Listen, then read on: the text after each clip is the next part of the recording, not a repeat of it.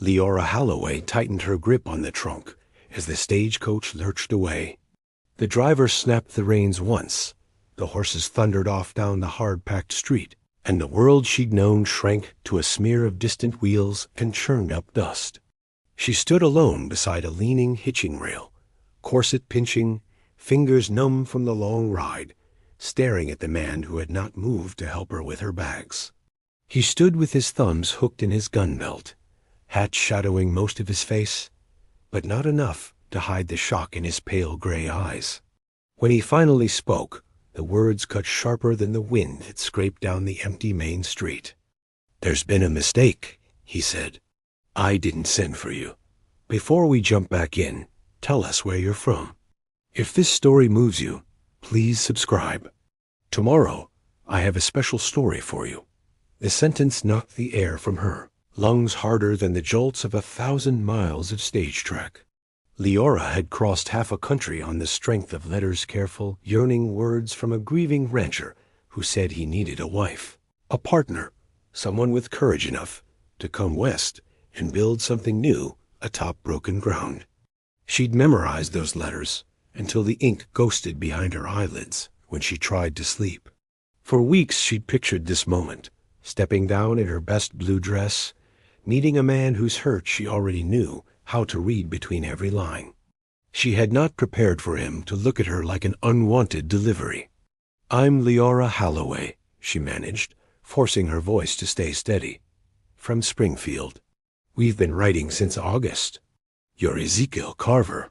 A name felt strange on her tongue, too intimate for the way he stared past her shoulder, as if searching for an escape.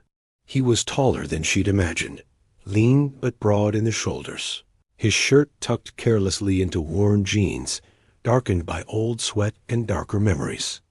There was a white scar cutting through the stubble along his jaw, and the lines bracketing his mouth looked like they'd been carved there by grief, not age. He tipped his hat back a fraction, studying her as if he didn't quite believe she was real. "I'm Ezekiel," he allowed. The smallest twitch crossed his mouth, not close enough to be called a smile. "But I didn't write you." The trunk grew heavier in her grip until she had to set it down. Wood thumped against earth, echoing too loud in the quiet street. A dog barked somewhere behind the general store, and a gust tugged a loose shutter against a window with a hollow clack. Life carried on around them as if her future hadn't just slammed into a wall. "I have your letters," Liora said, reaching instinctively for the satchel at her side. "All of them. You spoke of your ranch, of needing help with the house and stock before winter set in. You said you'd—" She swallowed. "You said you'd give a lonely woman a chance at a home if she was brave enough to come." His gaze dropped to her satchel, then back to her face. A dull flush touched his cheekbones, not from shyness, no. There was something like anger there, and underneath it, shame. "I can't read or write." The confession came out flat. "My brother-in-law penned those letters. My sister, she posted that notice without asking me. Something fragile bent inside her, the way a branch creaks before it splinters under too much snow." Liora had known this was a risk that answering a newspaper advertisement for a mail-order bride meant stepping into the unknown. Men lied. Men exaggerated. Men forgot that women from back east had hearts and hopes, not just hands to cook and wombs to bear sons. But she had not thought the man himself might never have wanted her at all. "So you never—" She forced herself to meet his eyes, even as her cheeks burned. "You never read what I wrote back. About my parents dying? About my brother selling the house? About everything." He flinched, just a flicker. "My sister read bits to me. Said you seemed sensible, God-fearing, strong." His hands flexed at his sides. "She never asked if I was ready. I told her I wasn't. She sent for you anyway. And you didn't send word to stop me?" The question slipped out sharper than she intended. Sharp enough that a man exiting the mercantile with a sack of flour paused on the boardwalk to watch them over the top of his parcels. A woman holding a toddler's hand slowed her steps, curiosity pricking the air. It hit Liora in a hot rush. This was a small town, and stories traveled faster than stagecoaches. "I didn't know she'd got a reply," Ezekiel said, jaw tightening. "Didn't know you were coming until old Hank spotted the notice on the board again and asked if my bride was here yet." He scraped a hand over his face, as if exhausted. By then, it was too late. Too late. The words wobbled in Leora's chest, threatening to spill out as a bitter laugh or a sob. Too late for what? For him to send a simple line to the Springfield postmaster? For him to spare her this humiliation of standing in the middle of town like an unwanted parcel? She bit down on the bitterness before it could take root. Anger, she knew from the long illness that took her mother, could warm a body on cold nights, but it never built anything. It only burned. "What, exactly, were you planning to do?" she asked quietly. "When I stepped off that coach?" Ezekiel's gaze dropped to the trunk again, then lifted to the hotel across the street. The sign above the door read Clearwater Inn in fading paint. Yellow light glowed dim behind lace curtains.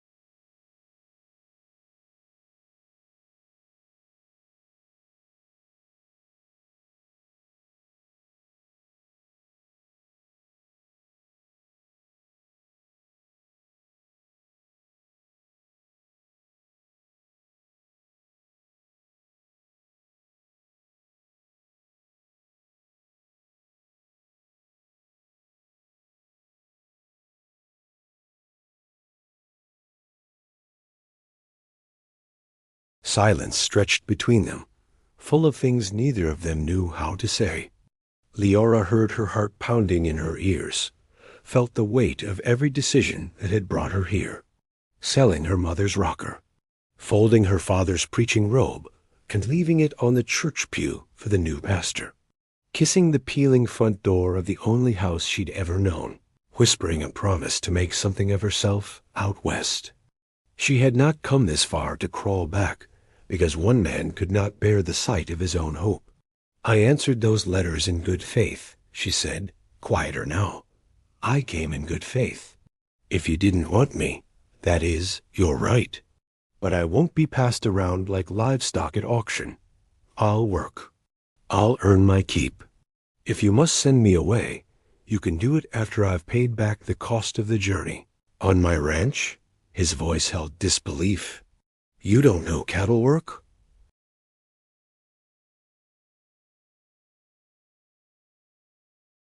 "I cooked for a church full of mouths with cupboards half empty. I've scrubbed floors until my hands bled. I can learn the rest."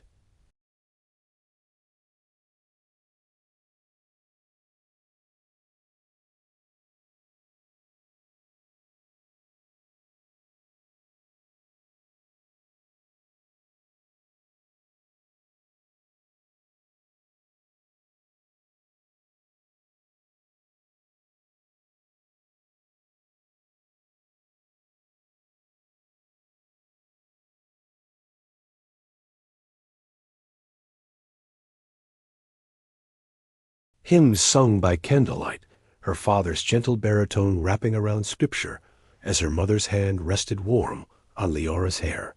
"Christmas is what?" she asked softly. The world seemed to fall away for a heartbeat. The town, the staring eyes, the trunk at Leora's feet, all of it blurred behind the harsh outline of his pain. "I'm sorry," she whispered. He shrugged, a jerky, brittle motion. "Wasn't your doing? But it means I'm no fit man to bring a new wife home to my table like this is some festive occasion. My sister thinks I need saving." He huffed out something like a laugh, but there was no humor in it. "I don't." Liora studied him. The way his fingers twitched near his belt buckle. The way his gaze never quite settled, as if always watching for something that wasn't there anymore. No fit man. No need for saving. He looked to her, like a drowning man snapping at the hand reaching toward him. "Maybe she doesn't think you need saving," Liora said carefully. "Maybe she thinks you shouldn't eat alone on Christmas." Something cracked in his expression at that, just for an instant, like sunlight forcing its way through boarded windows. Then the shutters slammed down again. "You don't know me, Miss Halloway." "That's true," she allowed. "But I came here hoping to." He exhaled slowly, as if each breath cost him. Then he bent and picked up one end of her trunk without another word. "Come on," he said. "My wagon's behind the livery. We'll talk to my sister before anything's decided." It was not the welcome she dreamed of. There were no warm smiles, no awkward but hopeful compliments about how she looked after the long journey. No gentle hand offering to help her down from the stage as if she were something precious. But it was not a dismissal, either. Liora picked up the other end of the trunk and fell into step beside him. The ride out to the Carver ranch stretched longer than the miles. The town of Clearwater fell away behind them, buildings shrinking into shapes of memory as the wagon rolled out onto open range. Dry grass stretched on both sides, broken by clusters of sage and the occasional twisted cottonwood clinging to life near a trickling stream. Fence posts marched along the road, wire catching the afternoon light. Ezekiel sat rigid on the wagon seat, hands steady on the reins, eyes fixed on the trail ahead. Liora kept her gloved hands folded in her lap, feeling every jolt through the bench, silently reciting the scriptures she'd memorized as a girl to keep her thoughts from tangling. "Be strong and of a good courage." She repeated the words with each creak of the wheels. "Strong enough not to beg. Courageous enough not to flee." "You don't have to stay long," Ezekiel said abruptly, startling her. "My sister Ruth, she and her husband have a room. You can board with them in town a spell. Find work, if that's what you want." "What I want," Liora said slowly, "is the life those letters promised." "I told you," he muttered. "They weren't my letters, but you signed them," she pointed out gently. "With your name." "Your hand? Or your brother-in-law's?" His jaw worked. "Mine." He'd spell the words out, I'd copy, like a child at a slate. He swore under his breath. Damn fool thing to admit. Liora turned slightly to study his profile. The wind tugged a loose lock of dark hair across his forehead, and he pushed it back impatiently with the heel of his hand. "It's not foolish," she said. "It's brave. My father used to tell his parishioners there was no shame in not knowing something, only in refusing to learn." He shot her a skeptical look. "He was a preacher, you said?" "Yes." Her throat tightened at the memory of her father's hands folded over his Bible, the way his voice filled their small church, until she felt God himself must be listening from the rafters. "He taught me my letters by candlelight. Mama said he'd have taught the whole town to read if they let him." She smiled faintly. Most of them preferred their ignorance. "Said it kept life simple." "Simple," Ezekiel repeated, like he didn't quite know what that word meant anymore. They rode in silence for a few minutes. A hawk circled overhead, its shadow skimming the ground. Somewhere in the distance, a cow lowed, the sound lonely and deep. "Why'd you answer the notice?" he asked finally. "Out of all the men who probably posted their names, why me?" Liora considered. The honest answer was too tangled to pull out neatly. The way his words on the page had sounded less like a stranger's promise and more like the echo of her own loneliness. The way he'd written about missing laughter in the house more than he missed warm meals or mended shirts. "Because you didn't pretend," she said at last. "You didn't promise riches or comfort. You said you were grieving. You said the house was quiet, and the land was more than one man could handle alone." You said you didn't know how to talk to God anymore. His hands tightened on the reins. I said that? She nodded. The letter from September. He let out a slow breath. Ruth must have near had a fit writing that down. She underlined it twice, Liora said softly, as if she wanted to make sure I paid attention. He made a low sound that might have been a laugh, might have been a groan. She always did like meddling in the Lord's business. Maybe she just loves you. His mouth flattened. Love doesn't bring back the dead. No, Liora agreed quietly. But it might keep the living from turning into ghosts beside them. He didn't answer. But she saw the way his shoulders tensed, as if her words had landed somewhere he didn't want to acknowledge. They crested a rise, and the ranch came into view. A long, low house with a wraparound porch sat snug against a stand of cottonwoods, smoke barely visible from the chimney. A big red barn loomed beyond, doors thrown wide. Corrals fanned out, dotted with cattle and a few rangy horses flicking their tails. To Leora's eye, the place looked tired, not neglected, exactly, but as if someone had been doing only what was necessary to keep it standing, nothing more. Her heart pinched. This, then, was the broken thing she'd been hoping to help mend. This story took us a long time. If you like it, subscribe. Now, back to the story. Ezekiel flicked the reins gently, guiding the wagon down the slope. As they approached, a door banged open on the house, and a woman stepped onto the porch, wiping her hands on her apron. She was shorter than Liora, with the same gray eyes as Ezekiel, though hers were softer, crinkled at the corners from smiling. Her dark hair was streaked with silver and twisted into a knot at the nape of her neck. "Zeke?" she called. Hank said the stage came in. Her gaze landed on Liora, and her words cut off. Her eyes widened, then filled with something like hope and guilt and worry all tangled together. "Oh." Ezekiel pulled the wagon to a halt and set the brake. "Ruth," he said. "You and Caleb been busy." Ruth's hands twisted in her apron. "Zeke, I can explain." She hurried down the steps, skirts swishing. "Miss Halloway Liora, isn't it? Welcome. I'm so glad you made it safe." Liora climbed down carefully, grateful when Ruth reached up to steady her elbow. The other woman's fingers were warm and calloused, the grip strong. "Thank you," Liora said.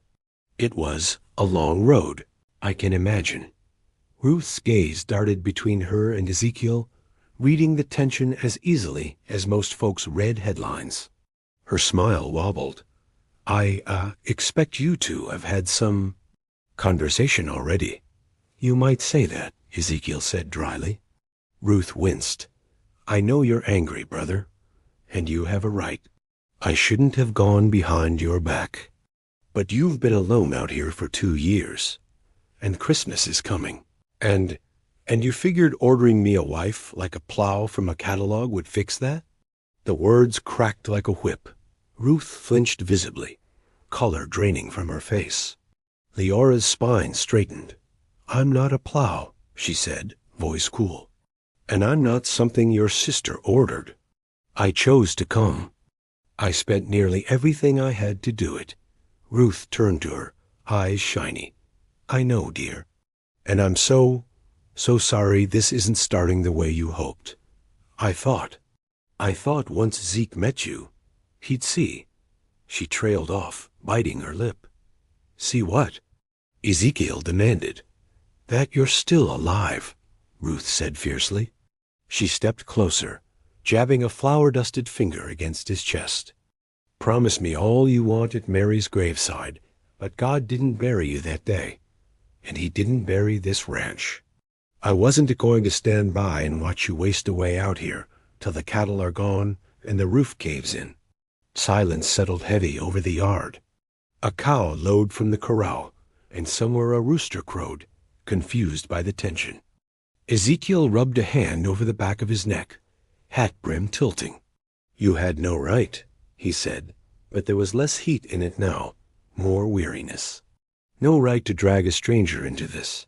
I'm not asking you to marry her tomorrow," Ruth said, exasperated. I'm asking you not to send her packing the moment she steps off the coach. She turned to Liora, eyes softening. If you're willing, you can stay in the spare room here. Help me with the house a bit. Get your bearings. No one's going to throw you back on that stage until you're ready, you hear?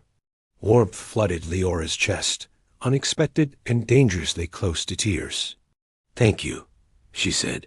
Truly. Don't thank me yet? Ruth offered a rueful smile. Wait till you see Zeke's idea of putting things away in that kitchen. A muscle jumped in Ezekiel's cheek. I heard that. Good. Ruth patted his arm, then took up one end of Leora's trunk. Bring the other end, will you, brother? Or are you going to let your guest drag it herself while you stand there sulking? To Leora's surprise, Ezekiel actually huffed out a breath that might, if one were generous, be called a laugh. He moved to the trunk without further complaint, lifting the other end as if it weighed nothing. As they carried it toward the house, Liora let herself hope. Not much, just a flicker. A candle stubbornly refusing to go out in a drafty room. The spare room was small but tidy, with a narrow bed shoved against one wall and a quilt pieced from scraps of old shirts. Lace curtains softened the single window. A wooden cross hung above the headboard. Someone, Ruth, Liora guessed, had placed a small sprig of dried wildflowers in a chip jar on the knitstand. It's not much, Ruth said, setting the trunk at the foot of the bed. But it's yours as long as you need it. It's lovely, Liora said honestly. After weeks of sleeping on lumpy stagecoach benches and drafty hotel mattresses, this simple room felt like a blessing. Thank you. Ruth hesitated near the door, fingers worrying the edge of her apron. I truly am sorry, you know, she said quietly. I shouldn't have written those letters without telling Zeke. I couldn't stand seeing him sit at that empty table one more Christmas. Mary made such a fuss every year. She'd bake enough pies to feed half the county, hang holly on every nail. Her eyes clouded with memory. The first year after they passed, he didn't even put up a tree. Leora's heart twisted. She thought of her own last Christmas at home, the tree drooping slightly in its stand, her mother propped up on pillows near the fireplace, too weak to do more than direct where the ornaments should go. Liora had done all the lifting that year, carefully unwrapping each glass bauble, pretending the ache in her chest was just from stretching. What happened? She asked softly. To Mary and your nephew? Ruth's gaze dropped. Fever took the baby first. He was only 4. Mary followed him within the week. Pastor said God doesn't give us more than we can bear. Her mouth tightened. I'm not sure I agree, Liora swallowed. She'd heard that phrase too often in the last years. It had never comforted her either. Sometimes, she said carefully, I think God doesn't give it. He just sits beside us in it, whether we notice or not. Ruth's eyes glistened. You sound like a preacher's daughter. I am. Well? Ruth cleared her throat, dabbing at her eyes with the back of her wrist. Maybe that's exactly what this place needs. When she left, closing the door gently behind her, Liora sat on the edge of the bed and let herself breathe for the first time since stepping off the stage. Her hands trembled in her lap. You're here now, she told herself. Whatever happens, you are not helpless. She rose and opened her trunk. Carefully, she unpacked the few dresses she'd brought, the blue one she was wearing, a plain gray for every day, a faded green that had been her mother's. Beneath them lay her father's Bible, the leather soft from years of handling. She lifted it out, thumb brushing the worn spine. Help me be useful here, she whispered into the quiet room. Whatever that looks like. Then she set the Bible on the knitstand, smoothed the quilt, and went to find the kitchen. She found Ezekiel there, sleeves rolled up, standing over a basin of water in the sink. A scatter of dirty dishes covered the table, mixed with stacks of old newspapers, a broken lantern, and what looked suspiciously like a horse bridle. "I told you," Ruth said from the stove, where a pot of stew simmered. Putting things away is not his strong suit. Ezekiel shot his sister a half-hearted glare, then returned to scrubbing the plate in his hands, like it had personally insulted him. "I can help," Liora said quickly, stepping forward. "If you'll show me where things go." Ruth beamed. "Music to my ears. I'll get you an apron." Within minutes, Liora had a frayed apron tied around her waist, and her sleeves rolled up. The rhythm of washing and drying, of sorting dishes into neat stacks, steadied her. It was work she understood. Work that didn't require anyone's permission but her own. Ezekiel said little, but Liora could feel his attention drifting to her now and then. When their hands brushed as he passed her a plate, a faint spark skittered up her arm. She ignored it. "So," Ruth stirred the stew, "tell me about Springfield." "I've only ever been as far as Kansas City." Liora described the town in simple strokes: the brick church on the hill, the apple tree that leaned over the fence into their yard, the way the dust turned to mud every spring. She left out the ache of packing up that little house, the way the town had felt smaller and meaner after her parents' funerals. "It sounds nice," Ruth said wistfully. "It was home," Liora said. "But home is less about the buildings and more about the people, I think." "Then we'll just have to make sure you have people here," Ruth declared. Ezekiel snorted softly. "Ruth, she's not staying. She's staying for supper," Ruth said firmly. "And I expect you to be civil." He muttered something under his breath, but didn't argue. As the afternoon wore into evening, the kitchen slowly transformed. The newspapers were stacked in a neat pile by the door. The bridle found its way to the barn. Liora wiped the table clean, her muscles pleasantly tired. "Looks like a different room," Ruth said approvingly. "Thank you, Liora. It was nothing." "It was not nothing," Ruth said sharply. "Don't you dare belittle work like that. This house has been sagging under the weight of grief for too long. A little order goes a long way." Liora glanced at Ezekiel. His gaze flicked to the cleared table, then away. "I'm obliged," he said gruffly. It wasn't praise, but it wasn't indifference either. They ate at the same scrubbed table that night, steaming bowls of stew warming their hands. Ruth said grace, voice trembling slightly when she thanked God for new friends and unexpected mercies. Liora kept her eyes closed a second longer than necessary, letting the words sink into the cracks of her fear. After supper, Ruth shooed Ezekiel outside to finish his chores before dark. Liora helped wash the dishes, then stood at the window, watching his silhouette move against the dusky yard. He walked like a man carrying something heavy that no one else could see. "You're watching him like a woman, wondering if she made a mistake," Ruth said quietly, joining her at the window. Liora huffed a soft laugh. "Is it that obvious?" "I've had 2 children, 1 husband, and 1 very stubborn brother," Ruth said. "I know that look." She touched Leora's arm gently. "For what it's worth, I don't think you did," Liora swallowed. "He's hurting." "Yes." Ruth's voice was sad, but not hopeless. "Sometimes I think he wears his grief like armor. Keeps people from seeing where he's still bleeding." "Armor can rust," Liora murmured. Ruth glanced at her, eyes bright. "Maybe you're the one who knows how to take it off." Liora opened her mouth to protest, then closed it. She was not here to mend a man like he was a broken chair leg. She was here because she needed a life, and because something in those letters, his or his sister's, it scarcely mattered, now had called to the sore, quiet place in her own heart that missed the warmth of shared burdens. Still, as she watched Ezekiel return to the house, twilight settling around his shoulders like a mantle, she could not shake the feeling that this was a crossroads. For him, for her, for both of them. She just didn't know yet which way they'd turn. The next morning, Ezekiel woke before dawn, same as always.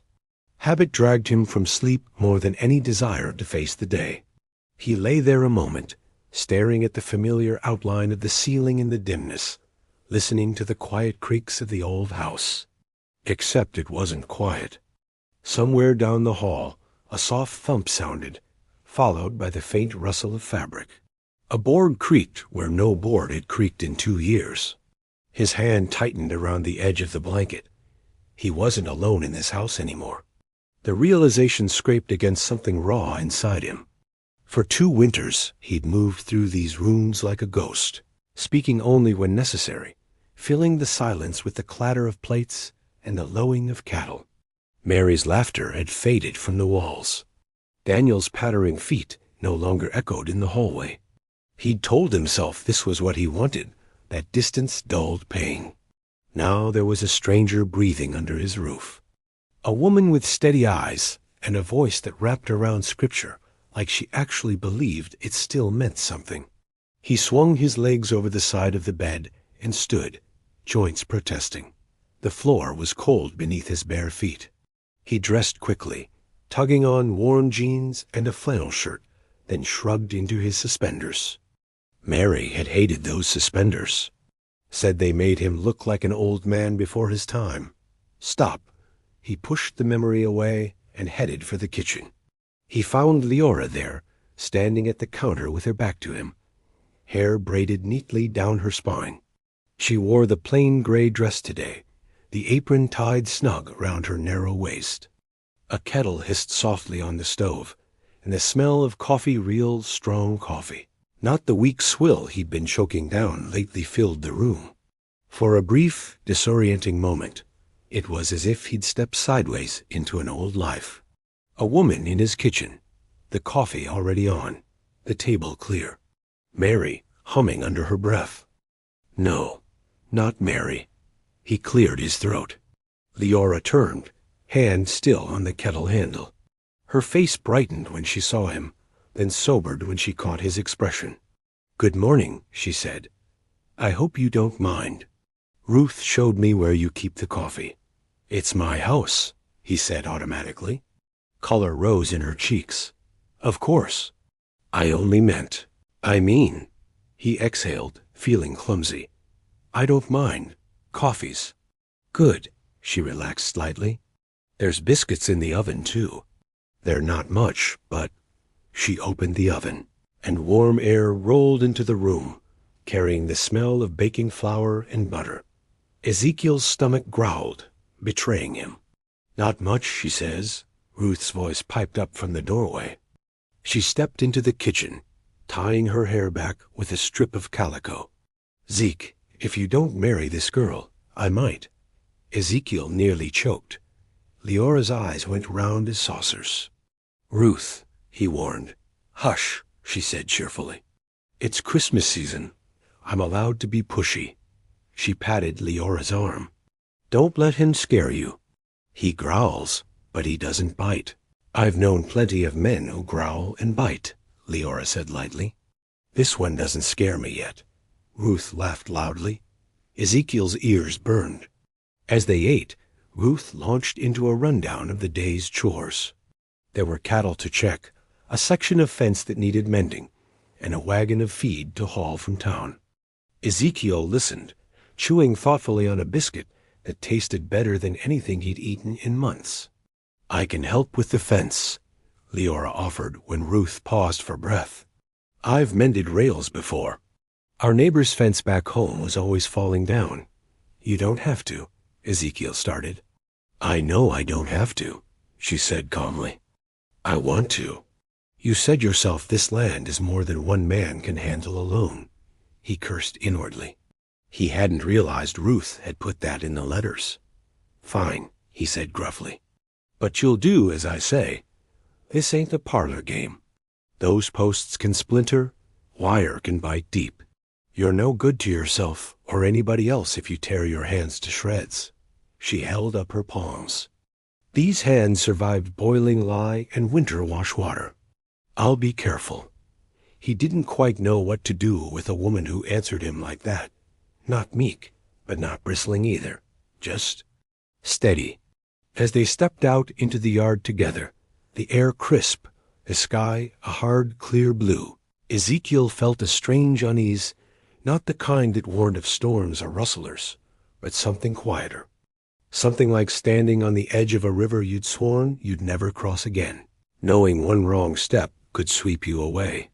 He didn't realize his pace had slowed until Liora came up beside him, matching her stride to his. "Where do we start?" she asked. He pointed toward the north pasture. "Fence line's about a quarter mile that way. You sure about this?" "Yes," she said simply. He nodded once and led the way. They spent the morning with the fence. Ezekiel showed her how to test the posts, how to listen for the hollow knock that meant rot, how to watch her fingers around the barbed wire. Liora listened carefully, asking questions when she didn't understand. Her skirts caught on brambles. Her gloves grew smudged with dirt and sap, but she never complained. At one point, as she held a post steady and he hammered a new nail into place, their shoulders brushed. The contact was brief, incidental. It felt anything but. He stepped back quickly, a hammer heavier in his hand than it had any right to be. "You're doing fine," he said, eyes on the board. "You learn fast." She smiled, a small, genuine curve of her lips that made something tight in his chest ease. "I had good teaching." Her gaze flicked toward him, then away, and he wondered if she meant more than just fence mending. By noon, they repaired 3 sections and chased off a curious calf that kept nosing at Leora's skirts. She laughed when it tried to chew on her apron string, the sound bright and clean in the cold air. Ezekiel found himself watching her more than the fence, drawn to that laughter like a man to the first fire after a long ride. He caught himself and looked away. This is temporary, he reminded himself. She'd be gone in a week, maybe 2. But even as he thought it, the idea landed wrong in his gut. That evening, after supper, Ruth set a box on the table and opened it with a flourish. Inside lay a tangle of ribbons, old ornaments, and a small carved star. "What's that?" Ezekiel asked warily. "The start of Christmas," Ruth said. "I thought we'd fetch a tree tomorrow." "It's time." "No." The word came out sharper than he intended. The room seemed to shrink around him. Ruth's smile faded. "Zeke?" I said no. His chest felt tight, breath shallow. Images flashed behind his eyes, unbidden. Mary, standing on a chair, stretching to hang that very star. Daniel clapping his little hands. Pine needles scattering on the floor. 2 days later, Mary burning with fever, the doctor shaking his head. The tree still standing in the corner while she died. He shoved back from the table, chair legs scraping the floor. "You want to decorate something, do it at your own house. Leave mine out of it." "Ezekiel." Leora's voice was quiet, but it cut through the rising panic. "Sit down." He stared at her, stunned. No one had spoken to him like that in a long time. "Please," she added, softer now, "just sit. You don't have to agree to anything tonight." He realized his hands were trembling. His heart thudded against his ribs like it was trying to escape. Slowly, stiffly, he lowered himself back into the chair. Ruth's eyes shone with unshed tears. "I didn't mean to hurt you, Zeke. I just thought—" "I know what you thought," he rasped. "You thought hanging a few ribbons would make this house feel less like a grave." Liora flinched, and he regretted the words immediately. He hadn't meant to throw them at her, at any of them. "This house isn't a grave," she said quietly after a moment. "It's a place where hard things happened. There's a difference." He wanted to argue, to tell her she had no idea what had been lost here. But something in her eyes stopped him, an echo of pain that didn't belong to his story, but to her own. "What did you lose?" He found himself asking. She blinked. "My parents," she said simply. "Both in the same year. Fever for my mother. A fall from a ladder for my father. I washed their bodies myself. Her hands tightened around the edge of the table. After that, the house didn't feel like a home anymore. It felt like a room holding its breath. Ezekiel swallowed hard. "What did you do?" he asked. "I opened the windows," she said. "I scrubbed the floors. I cooked supper and invited the neighbors' children to eat with me. I kept the candles lit. It didn't make the hurt vanish, but it let the house be something other than a monument to sorrow." Ruth wiped at her eyes. "You see why I wrote you," she whispered. Ezekiel looked from his sister to Liora and back again, that restless, drowning feeling surging up once more. He pushed his chair back a second time, slower now. "I need air," he muttered, heading for the door. He stepped out onto the porch, the cold slapping his face, and leaned against the railing. Stars pricked the sky overhead. In the distance, a coyote howled, lonely and wild. He had thought the worst thing that could happen this Christmas was another silent dinner at an empty table. He had not counted on a woman with steady hands and a quiet voice walking into his kitchen, rearranging his dishes and his thoughts with equal ease. Behind him, the door creaked softly. He didn't turn. "If you've come to push trees and ornaments at me again, save your breath," he said. "It's just me," Liora answered. "No trees. No ornaments." He stared out into the dark. "You should be inside." "It's cold." "I'm not made of glass, Ezekiel." She stepped up beside him, hands tucked into her shawl. "I wanted to tell you something." He braced himself. "If you truly want me to leave," she said, "I will, after I've worked long enough to earn my fare. I won't be beholden to anyone. That's not what I—" "Let me finish." Her tone was gentle but firm. "But if part of you, even the smallest part, wonders what it might be like not to be alone this Christmas, and I'll stay. Not as a ghost replacing your ghosts, just as myself. A woman who happens to be here at the same time you are." He let out a rough breath. "You make it sound simple." "It isn't," she said. "But simple and easy aren't the same thing." He finally turned to look at her. In the dim light spilling from the window, her features were softened, but her eyes were clear. "Why would you stay?" he asked. "After how I greeted you. After knowing I didn't want a wife to begin with. Because I don't think you're the only one who lost something," she said. "I lost my home, my family, my place in the world, maybe." She took a breath. "Maybe we could stop losing alone." The words sank into him like warm water into frozen ground. Dangerous. Tempting. He stepped back, gripping the railing until his knuckles whitened. "I can't promise you anything," he said hoarsely. "Not affection, not marriage, not more." "I'm not asking for promises tonight," she said. "Only a chance, a chance." He thought of Mary's hand in his, limp and cooling, of Daniel's empty bed, of 2 winters of silence, of Ruth's tired eyes, of Leora's laughter in the pasture, chasing a calf that thought her apron was a toy. He closed his eyes. "One chance," he said. "You stay through Christmas. Help Ruth with the house, if she have you. Help me with the chores, if you're able. After that, we'll see." He opened his eyes to find her watching him, hope and caution warring on her face. "Through Christmas," she repeated. "All right." They stood there a moment longer, side by side, saying nothing. Somewhere in the dark, a bell on a grazing cow jingled softly. Ezekiel didn't know it yet, but the decision he'd just made would change everything, and the past he tried so hard to bury was about to come riding up his front road, demanding to be reckoned with. 2 more great stories are next. Don't miss them. Subscribe and turn O.